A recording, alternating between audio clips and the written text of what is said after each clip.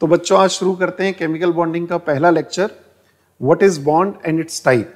जैसा कि हमने लास्ट वीडियो में बताया था कि हम पूरे केमिकल बॉन्डिंग चैप्टर को कुछ लेक्चर्स में डिवाइड करने वाले हैं, तो आज पहला लेक्चर जिसमें हम सबसे पहले ये जानना चाहते हैं कि बॉन्ड क्या होता है और वो कितने टाइप के होते हैं। तो एक्चुअल में बॉन्ड का बेसिक सा मीनिंग पता है क्या है? Just attraction force between two any species.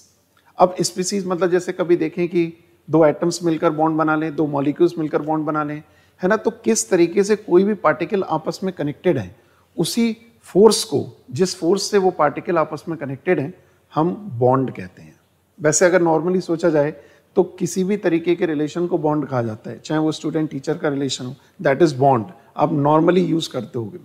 तो एज लाइक अगर हम कहीं भी सब्सटेंस में देखेंगे तो बॉन्ड का सीधा सीधा मीनिंग है कि कोई भी पार्टिकल जिस फोर्स से कनेक्टेड है, that force is called bond. अब ये बॉन्ड तो बहुत तरीके के होते हैं जिसका कोई लिमिट ही नहीं है, क्योंकि जितने भी टाइप के फोर्सेज हैं हम उनको बॉन्ड कह सकते हैं। लेकिन हमने बॉन्ड को बेसिकली दो इंपॉर्टेंट पार्ट में डिवाइड कर लिया, एक है हमारा फिजिकल बॉन्ड, एक है हमारा केमिकल बॉन्ड।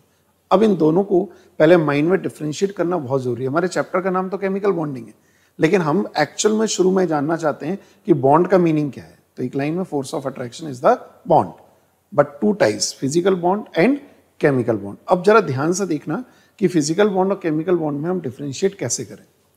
तो यहां पर आपने जब भी कभी देखा होगा कि जैसे हम वाटर को ही लेते हैं तो आइस, वाटर एंड वेपर तीन फिजिकल फॉर्म है।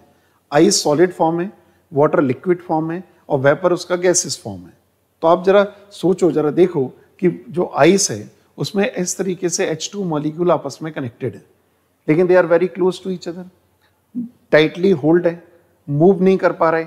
इसका मतलब वो जो वाटर मॉलिक्यूल है बहुत ज्यादा स्ट्रॉन्ग फोर्स से कनेक्टेड है। लेकिन जैसे ही हमने आइस को कन्वर्ट किया मालूम है किसमें, वाटर में, तो आप देख रहे हो कि मॉलिक्यूल थोड़ा थोड़ा गैप आ रहा है इनके बीच में। इसका मतलब आपने ऐसा क्या किया कि आइस जो है वो वाटर में चेंज हो गया, मतलब उसकी फिजिकल स्टेट चेंज हो गई। तो जो सॉलिड स्टेट होती है उसमें पार्टिकल बहुत ज्यादा क्लोज होते हैं, टाइटली होल्ड होते हैं, लेकिन लिक्विड में वो मॉलिक्यूल थोड़ा सा मूव कर सकते हैं, थोड़ा सा गैप होता है उनके बीच में। इसका मतलब आपने आइस से वाटर लाते समय कुछ फोर्स को कम किया, that force is a physical force, इसीलिए उसकी फिजिकल स्टेट चेंज हो गई। अगर हम इसी वाटर को हीट करके वेपर में देखें, आप मॉलिक्यूल्स को देख रहे होंगे, काफी सारे दूर दूर दिखाई दे रहे हैं मॉलिक्यूल्स। इसका मतलब आपने वाटर के मॉलिक्यूल्स के जो फोर्स था उसको और कम कर दिया, फिजिकल स्टेट फिर से चेंज हो गई। अब ये लिक्विड से बन गया गैस। तो अगर पूछा जाए कि आइस में जो वाटर मॉलिक्यूल है एक दूसरे से कनेक्टेड है, फिजिकल टाइप का फोर्स है। अगर वाटर में देखा जाए मॉलिक्यूल्स आपस में कनेक्टेड है, so many molecules of H2 they are connected to each other, what type of force, that is called the physical force. देखिए आप, दीज मॉलिक्यूल्स ऑफ वाटर यहां पर सेपरेट दिख रहे हैं, दूर दूर दिख रहे हैं, तो आपने वाटर के मॉलिक्यूल्स को अलग करके केवल फिजिकल फोर्स को कम किया है। लेकिन अब आप गौर से देखें कि this is one molecule of water that contain 3 atoms, 2 hydrogen, 1 oxygen atom. इसका मीनिंग है कि ये जो 2 हाइड्रोजन और ऑक्सीजन आपस में कनेक्टेड है एक मॉलिक्यूल में, दिस इज केमिकल बॉन्ड। तो केमिकल बॉन्ड जो हमें पढ़ना है वो इस तरीके से हम एक्सप्लेन कर सकते हैं। अब अगर मैं ये कहूं कि water is converted into H2 and O2, तो जब तक आप केमिकल बॉन्ड ब्रेक नहीं करेंगे तब तक ये वाटर का एक मॉलिक्यूल H2 और O2 में ब्रेक नहीं होगा। तो H2 जो मॉलिक्यूल है जिसमें 3 एटम है वो आपस में कनेक्टेड है केमिकल बॉन्ड से, और जो वाटर एक सब्सटेंस है जिसमें बहुत सारे H2 मॉलिक्यूल थे और पास पास थे, उसमें कौन सा फोर्स है, फिजिकल फोर्स। जैसे आपने उस फोर्स को कम किया फिजिकल स्टेट चेंज हो गई। लेकिन वाटर का जो मॉलिक्यूल है उसको अगर H2O2 में ब्रेक कर दिया, ये डिफरेंट केमिकल फॉर्म में आ गया। H2O कंपाउंड है और H2O2 क्या है, एलिमेंट। तो अगर हम केमिकल फॉर्म चेंज कर रहे हैं तो इसका मतलब आप केमिकल बॉन्ड को डिस्कनेक्ट कर रहे हैं, और अगर हम फिजिकल फॉर्म चेंज कर रहे हैं तो आप फिजिकल बॉन्ड को डिस्कनेक्ट कर रहे हैं। तो basically there are 2 type of bond, one is physical bond and other is chemical bond. ये जानना बहुत जरूरी है, माइंडसेट अपना चेंज करना कि हम आगे जिस चीज को पढ़ने जा रहे हैं वो बेसिकली है क्या। तो बेसिकली वो क्या है, इट्स अ केमिकल बॉन्ड। तो आइए देखते हैं कि सबसे इंपॉर्टेंट बात कि अब केमिकल बॉन्ड में अगर हम देखें तो ये सभी ने सुन रखा है, बच्चों ने काफ़ी सारा 8th 9th में भी थोड़ा थोड़ा इनका आइडिया रहता है कि केमिकल बॉन्ड क्या होता है, इलेक्ट्रॉन के ट्रांसफर से या शेयरिंग से बनता है ना। टू एटम्स एक दूसरे को इलेक्ट्रॉन ट्रांसफर कर दें या इलेक्ट्रॉन्स की कमी होने की वजह से एक दूसरे को शेयर कर लें, इसलिए वो दो एटम एक दूसरे से कनेक्ट हो जाते हैं, तो उसको हम कहते हैं केमिकल बॉन्ड। फिजिकल बॉन्ड में ऐसा इलेक्ट्रॉन का ट्रांसफर नहीं होता, लेकिन केमिकल बॉन्ड में इलेक्ट्रॉन का ट्रांसफर या इलेक्ट्रॉन की शेयरिंग जो आउटर मोस्ट ऑर्बिट के इलेक्ट्रॉन्स होते हैं उनके बीच में होती है, उसी को कहा जाता है केमिकल बॉन्ड। तो हमने केमिकल बॉन्ड को दो पार्ट में डिवाइड किया, आयनिक बॉन्ड जिसको हम इलेक्ट्रोवैलेंट बॉन्ड भी कहते हैं, और दूसरा है कोवैलेंट बॉन्ड, है ना। Ionic bond and covalent bond basic part chemical bond के। पहले क्या थे बॉन्ड के type, physical bond, chemical bond. चाहे तो फिजिकल बॉन्ड में हम एक अभी नाम याद रख सकते हैं हाइड्रोजन बॉन्ड, जो आगे हम डिस्कस करेंगे। केमिकल बॉन्ड हमें बेसिकली ज़्यादा डिटेल में जाना है पहले, वो होते हैं दो तरीके के, ionic bond and covalent bond. But the question is very important here कि अगर हम ये जानें कि बॉन्ड आखिर दो एटम मिलकर बनाते ही क्यों हैं, that is a very important question. तो ये जानना बहुत जरूरी है कि दो एटम आपस में होल्ड करके ऐड कनेक्ट क्यों होते हैं। तो ये एक सबसे इंपॉर्टेंट एनर्जी कॉन्सेप्ट पर है, थर्मोडायनेमिक कॉन्सेप्ट पर बेस्ड है कि उन एटम्स की एनर्जी ज़्यादा होती है, वो एग्जिस्ट नहीं कर पाते हैं इस टेम्परेचर पर, वो अपनी एनर्जी को रिलीज करके स्टेबल होना चाहते हैं। To get stability by losing the energy, this is the most important reason for the bond formation between two atoms, like sodium and chlorine. Atom है, ये कभी फ्री स्टेट में एग्जिस्ट नहीं करेंगे, तो NaCl मिलकर एक बॉन्ड बना लेते हैं। Cl का एक एटम है, दूसरा एटम है, फ्री स्टेट में नहीं रह सकता, मॉलिक्यूल बनाकर स्टेबलाइज हो जाता है। तो फर्स्ट रीजन जो कि थर्मोडायनेमिक बेस पर है वो सीधा है कि एनर्जी को डिक्रीज करके वो स्टेबिलिटी को गेन करना चाहते हैं, तो इसीलिए वो एलिमेंट के एटम बॉन्ड बनाकर रहना चाहते हैं। अब वो बॉन्ड आयनिक बॉन्ड बनेगा या केमिकल बॉन्ड, ये डिपेंड करता है इलेक्ट्रॉन के ट्रांसफर और शेयरिंग पर। और दूसरा एक आइडिया लगाया गया, लुईस थ्योरी जिसको बोलते हैं, ऑक्टेट थ्योरी बोलते हैं, जब उन्होंने देखा कि हीलियम है, नियॉन है, आर्गन है, क्रिप्टॉन है, जीनॉन है, जिन्हें आप नोबल गैसेस कहते हैं, इनके आउटर मोस्ट में 8 इलेक्ट्रॉन्स होते हैं और ये ऐसे ही घूम रहे होते हैं, इनको बॉन्ड बनाने की जरूरत नहीं है। तो इसका एक आइडिया लगा, तो उन्होंने वो आइडिया एक थ्योरी के फॉर्म में रिप्रेजेंट किया जिससे बॉन्ड को बनने का रीजन समझ में आए, और वो था ऑक्टेट रूल। क्योंकि उन्होंने देखा कि नियॉन, आर्गन, क्रिप्टॉन सभी के लास्ट ऑर्बिट में 8 इलेक्ट्रॉन हैं और ये स्टेबल है, तो बाकी सब एलिमेंट भी अपने आउटर मोस्ट ऑर्बिट में 8 इलेक्ट्रॉन्स कंप्लीट करना चाहते हैं। ऐसा कहकर उन्होंने एक octet rule theory, Lewis theory जिसको हम कहते हैं, वो प्रपोज की, और उसी से हमें बॉन्ड बनने का रीजन पता चलने लगा। हालांकि ये थ्योरी बहुत ज़्यादा क्लियर, बहुत सारे कंपाउंड्स को क्लियर करने में कैपेबल नहीं थी, बहुत सारी इसमें कमियां भी थी, लेकिन पहली थ्योरी बॉन्ड बनने के लिए सबसे पहले यही मानी जाती है कि आखिर दो एटम बॉन्ड बनाते ही क्यों हैं, और इसको कहा जाता है ऑक्टेट रूल। तो वो ऑक्टेट रूल क्या था, एक बार इसमें देखते हैं। अकॉर्डिंग टू दिस रूल, कोई भी केमिकल बॉन्ड बनता है तो वो दो एटम आपस में इलेक्ट्रॉन की शेयरिंग या ट्रांसफर करते हैं, जिससे कि उनके आउटर मोस्ट ऑर्बिट में 8 इलेक्ट्रॉन्स कंप्लीट हो जाएं। ये था ऑक्टेट रूल, मतलब दो एटम इलेक्ट्रॉन लेकर देकर, है ना, या फिर शेयरिंग करके अपने आउटर मोस्ट में 8 इलेक्ट्रॉन्स कंप्लीट करना चाहते हैं, ऐसा उन्होंने इस थ्योरी में बोला। और ये बॉन्ड एक्सप्लेन करने में काफ़ी हेल्पफुल भी रहा। तो जैसे, लेकिन इसमें एक प्रॉब्लम थी कि जैसे हाइड्रोजन है तो हाइड्रोजन के लास्ट में केवल 2 ही इलेक्ट्रॉन हो सकते हैं, लिथियम है, लिथियम के लास्ट में 2 ही इलेक्ट्रॉन हो सकते हैं, तो लिथियम और हाइड्रोजन इस थ्योरी को फॉलो नहीं करते। तो इसके लिए एक नया कॉन्सेप्ट बन गया कि भाई अपने डुप्लेट को कंप्लीट करना चाहते हैं। तो ऑक्टेट रूल हमारे लिए सबसे पहला एक कॉन्सेप्ट है जो केमिकल बॉन्ड को बनने के रीजन को समझने में काफ़ी हेल्पफुल रहा। तो इसमें एक चीज़ बताई गई कि जो आउटर मोस्ट ऑर्बिट के इलेक्ट्रॉन्स होते हैं, जिनको हम वैलेंस इलेक्ट्रॉन भी कहते हैं, उसको लुईस सिंबल के फॉर्म में रिप्रेजेंट किया गया। उसको कहा गया लुईस सिंबल। वैलेंस इलेक्ट्रॉन जो कि आउटर मोस्ट ऑर्बिट में होते हैं किसी एटम के, उसको रिप्रेजेंट करना डॉट से, वो कहा जाता है लुईस सिंबल।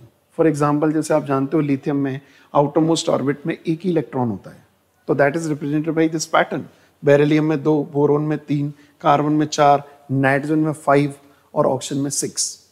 इस तरीके से हम वैलेंस इलेक्ट्रॉन को इस तरीके के फॉर्मेट में रिप्रेजेंट करते हैं, जिसको लुईस सिंबल के नाम से जाना जाता है। ठीक, अब इसमें सबसे पहले आता है आयनिक बॉन्ड। हम इस वाले लेक्चर में एक्चुअली एक बेसिक आइडिया लेना चाह रहे हैं कि हम जिस केमिकल बॉन्डिंग पढ़ना चाह रहे हैं, आयनिक बॉन्ड और कोवैलेंट बॉन्ड, बेसिक पैटर्न क्या है, तो आयनिक बॉन्ड बनने का बेसिक पैटर्न सिंपल, कोई भी एटम इलेक्ट्रॉन देगा, कोई एटम इलेक्ट्रॉन लेगा, तो जो एटम इलेक्ट्रॉन देगा उस पर पॉजिटिव, जो एटम इलेक्ट्रॉन लेगा उस पर नेगेटिव।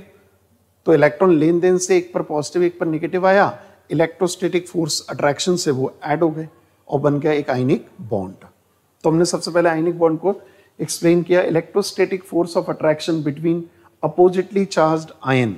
दो अपोजिटली चार्ज्ड आयन मतलब एक प्लस और एक माइनस, दोनों के बीच में एक इलेक्ट्रोस्टैटिक फोर्स ऐड होना, that is called the electrostatic force, मतलब आयनिक बॉन्ड। अब यहां पर आपको एक रिप्रेजेंटेशन दिखाते हैं जिससे आपको पता चलेगा, जैसे एक न्यूट्रल एटम है, न्यूट्रल एटम लॉस करता है इलेक्ट्रॉन का, एटम में इलेक्ट्रॉन और प्रोटॉन की नंबर बिल्कुल इक्वल रहती है, इलेक्ट्रॉन प्रोटॉन इक्वल होने से उस पर चार्ज नहीं रहता। जैसे ही इलेक्ट्रॉन जाता है उस पर प्रोटॉन की नंबर कंपैरेटिवली इलेक्ट्रॉन से बढ़ जाती है, दैट्स वाई उस एटम पर अब चार्ज न्यूट्रल ना रहकर बल्कि क्या आ जाता है, पॉजिटिव चार्ज। तो हमने न्यूट्रल एटम पर एक लॉस ऑफ इलेक्ट्रॉन दिखाया, that is from the cation. ऐसे ही दूसरा एक न्यूट्रल एटम है, वो उसी इलेक्ट्रॉन को गेन करेगा और क्या बनाएगा, एनाइन। इलेक्ट्रॉन आने से चार्ज नेगेटिव, इलेक्ट्रॉन के जाने से चार्ज पॉजिटिव। फॉर एग्जांपल जैसे कि आप सोडियम का लास्ट एक इलेक्ट्रॉन होता है लास्ट ऑर्बिट में, इसने एक इलेक्ट्रॉन लूज किया और Na+ आयन फॉर्म किया। एंड Cl जो लास्ट इलेक्ट्रॉन उसके 7 है, एक इलेक्ट्रॉन लेकर वो Cl- में कन्वर्ट हो गया। अब आप देख रहे होंगे कि सोडियम के पास 281 था इलेक्ट्रॉनिक कॉन्फिगरेशन के हिसाब से, अगर एक चला गया तो उसके 8 इलेक्ट्रॉन्स कंप्लीट हो गए ना आउटर मोस्ट में, तो ऑक्टेट रूल वैलिड है यहाँ पर। Cl के पास 7 इलेक्ट्रॉन थे in the outer most orbit, उसने एक इलेक्ट्रॉन लिया और कितने इलेक्ट्रॉन कंप्लीट हो गए, 8। इस हिसाब से Na ने अपना ऑक्टेट कंप्लीट किया, Cl ने अपना ऑक्टेट कंप्लीट किया, लेकिन सोडियम ने इलेक्ट्रॉन देकर और क्लोरीन ने इलेक्ट्रॉन लेकर, इसलिए Na+ और Cl- एक दूसरे से इलेक्ट्रोस्टैटिक फोर्स से कनेक्ट हो गए और इसी फोर्स को हमने नाम दिया आयनिक बॉन्ड या इलेक्ट्रोवैलेंट बॉन्ड। करेक्ट। अब एक और इसमें इंपॉर्टेंट बॉन्ड है कोवेलेंट बॉन्ड। लेकिन आप जरा सोचो कोवेलेंट बॉन्ड कैसे बनेगा। कोवेलेंट बॉन्ड एक्चुअली में दो एटम जब इलेक्ट्रॉन की शेयरिंग करते हैं, पता है आपको शेयरिंग कब करनी पड़ती है, जब उनके पास इलेक्ट्रॉन की कमी हो लेकिन कोई दे नहीं सकता हो। अब जैसे कि क्लोरीन के पास 7 इलेक्ट्रॉन है, उसको क्लोरीन दूसरे एटम से बॉन्ड बनाना है, हाउ इज इट पॉसिबल, देना तो कोई चाहता ही नहीं क्लोरीन दोनों, तो वो क्या करेंगे, अपने एक एक इलेक्ट्रॉन को शेयर करके अपने 8 इलेक्ट्रॉन्स को कंप्लीट कर सकते हैं। देखते हैं कैसे। देखो ये Cl जो दिख रहा है आपको, how many dots on the chlorine atom, 7। ये लुईस सिंबल जो अभी हमने बताया था, क्लोरीन के पास 7 डॉट हैं, 7 डॉट हमने ये से शो किया हुआ है। दूसरे क्लोरीन के पास भी 7 ही डॉट होंगे। उन्होंने क्या किया, 2 4 6 एक एक इलेक्ट्रॉन को इस तरीके से शेयर कर। अब आप देख सकते हैं कि इस क्लोरीन के पास 6 इधर हैं और 2 ये मानकर चले तो 8 हो गए। इस 6 और ये 2 कितने हो गए, 8। इसका मतलब क्लोरीन ने शेयरिंग करके अपने आउटर मोस्ट में ऑक्टेट कंप्लीट किया।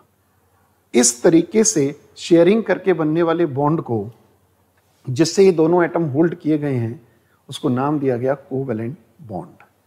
एक बात तो कंफर्म है, कोवेलेंट बॉन्ड वही एलिमेंट्स के एटम्स बनाते हैं, चाहे वो सेम एटम हो या डिफरेंट एटम्स हो, जिनको इलेक्ट्रॉन देने की आदत नहीं है, जिन पर इलेक्ट्रॉन की कमी भी है और दे कोई सकता नहीं है, तो वहां पर शेयरिंग करनी ही पड़ेगी। बस बाकी सब एलिमेंट 8 कंप्लीट करते हैं और हाइड्रोजन को सिर्फ 2 कंप्लीट करने होते हैं, ये हमें याद रखना है। आप एक और एग्जांपल देख सकते हैं HCl का, है ना। How many electron in the outermost orbit of the hydrogen, अगर कहें तो 1 इलेक्ट्रॉन। क्लोरीन के पास कितने, 7। तो हाइड्रोजन ने अपना 1 दिया। ये जो लाइन दिख रही है आपको, दिस द लाइन जो कि 2 इलेक्ट्रॉन डॉट से बनती है। तो एक हाइड्रोजन का है इसमें, एक क्लोरीन का है। तो मैं यहाँ पर अगर दिखाऊं तो ये बॉन्ड दिख रहा है हमें इसके बीच में, that is the covalent bond. एक बॉन्ड 2 इलेक्ट्रॉन से मिलकर बनेगा और इसमें एक एटम 1 इलेक्ट्रॉन, दूसरा एटम 1 इलेक्ट्रॉन देगा। फॉर एग्जाम्पल ऑक्सीजन के पास टोटल कितने सिंबल अभी हमने देखे थे। ऑक्सीजन के पास जो सिंबल होते हैं टोटल, वो डॉट्स कितने होते हैं, 6 डॉट होते हैं। करेक्ट, आउटर मोस्ट ऑर्बिट में। दूसरे ऑक्सीजन पर भी 6 डॉट है। इन्होंने क्या किया, 2-2 इलेक्ट्रॉन को शेयर किया, और जब 2-2 इलेक्ट्रॉन को शेयर किया तो उसमें 2 बॉन्ड बने, that is called the double bond, 2 covalent bond between. ऐसे ही नाइट्रोजन के पास कितनी डॉट्स थी, टोटल डॉट्स थी नाइट्रोजन के पास 5। आउटर मोस्ट ऑर्बिट में इसके पास 5 इलेक्ट्रॉन्स होते हैं। तो इसने क्या किया, 3-3 इलेक्ट्रॉन्स को शेयर कर लिया। टोटल अगर इलेक्ट्रॉन्स देखें तो आप देखो हर बॉन्ड में 2-2 इलेक्ट्रॉन है, तो 6 and 2 कितना हुआ, 8। फिर इधर भी 6 and 2 कितना हुआ, 8। तो इससे पता चल रहा है कि हमारा electrovalent bond and covalent bond बनने का जो रीज़न है वो ऑक्टेट थ्योरी से बड़ी आसानी से एक्सप्लेन किया जा सकता है। बहुत सारे एलिमेंट ऐसे हैं जो बॉन्ड बनाते समय ऑक्टेट थ्योरी को फॉलो करते हैं। तो एक्चुअल में ये जो ऑक्टेट थ्योरी है, इस केमिकल बॉन्ड के बनने को समझाने के लिए, उसके रीज़न को समझाने के लिए सबसे पहला अटेम्प्ट था। हालांकि इसमें बहुत सारी प्रॉब्लम्स थी जो आगे के लेक्चर्स में हम जानेंगे धीरे धीरे। अभी तो हमने सिर्फ ये जाना है कि बॉन्ड कितने टाइप के होते हैं, फिजिकल एंड केमिकल, और केमिकल बॉन्ड 2 टाइप के होते हैं, ionic bond and covalent bond. कई लोगों ने कोऑर्डिनेट बॉन्ड भी सुन रखा होगा, लेकिन उसका डिस्कशन हम आगे करेंगे जब और ज़्यादा थ्योरी में डिटेल में जाएंगे। आगे के टॉपिक के लिए हमारे चैनल से जुड़े रहिए। नेक्स्ट लेक्चर में आपको ये जानने को मिलेगा, and that is the very very important topic जो कि हमारे आगे की ऑर्गेनिक केमिस्ट्री में भी काफ़ी यूजफुल है, कि हम कैसे बहुत सारे जो पॉलीएटॉमिक एंड डायटॉमिक मॉलिक्यूल हैं उनके हम स्ट्रक्चर्स, जिनको हम लुईस स्ट्रक्चर्स कहते हैं, इलेक्ट्रॉन का अरेंजमेंट उसमें कैसे समझाएं। तो इस वीडियो के लिए आप इस चैनल से जुड़े रहिए, इसको सब्सक्राइब कीजिए, जिससे कि आपको अगला वीडियो उसी तरीके से कंटिन्यूस फॉर्म में मिलता रहे।